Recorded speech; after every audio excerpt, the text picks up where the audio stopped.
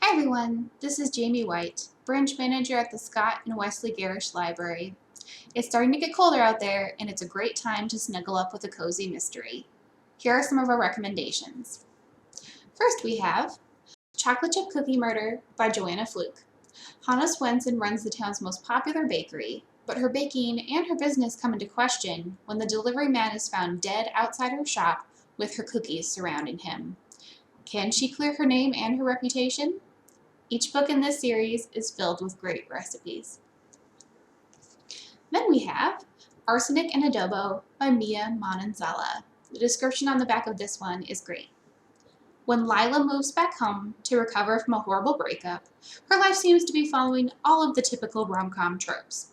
She's tasked with saving her Tita Rosie's failing restaurant, and she has to deal with a group of matchmaking aunties who shower her with love and judgment.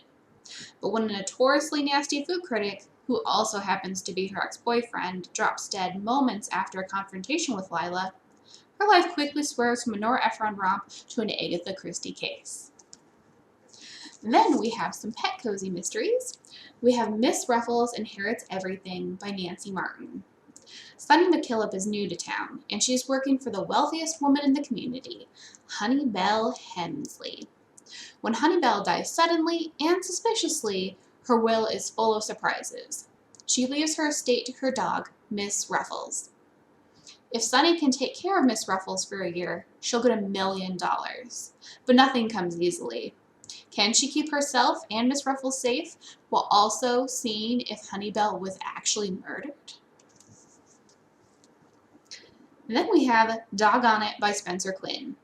Have you ever wanted to see a mystery from a dog's point of view? Well, then this is the perfect book for you. It follows Chet. He's a dog who failed police school, but is still a detective at heart. Follow him and his human partner, Bernie, to look into the investigation of a missing teen. Then we have Scene of the Climb by Kate Dyer Seeley. Meg Reed isn't exactly an outdoor enthusiast, but she manages to talk her way into getting hired at Northwest Extreme magazine. She gets assigned to cover an adventure race and can't help digging into the death of a race participant, even if it means putting herself in danger. This one has great descriptions of Oregon scenery. Then we have The Plot is Murder by V.M. Burns. The small town of North Harbor on the shores of Lake Michigan is about to have a new mystery bookstore. But before the first customer can browse its shelves, the store's owner is suspected of her own murder plot. Then we have one of my personal favorites, which is The Sweetness at the Bottom of the Pie by Ellen Bradley. The main character, Flavia Deleuze, is an 11-year-old British sleuth who is fascinated with chemistry and poison. When she finds a man that's been murdered in her family's vegetable garden, she can't wait to join the case. This book is also really great on audio. And we have The Frangipani Tree Mystery by Ovidia Yu, which may be coming to TV soon. It's 1930s Singapore, and Su Ling has two options: get married or become a governess to replace the one that suddenly died at the acting governor's house. But what she really dreams to be is a journalist. So when another death occurs at the house, she uses her sleuthing skills to help with the investigation. But she may end up being the next victim. And lastly, we have Still Life by Louise Penny. This is the first book in a much-loved series with Chief Inspector Gamache.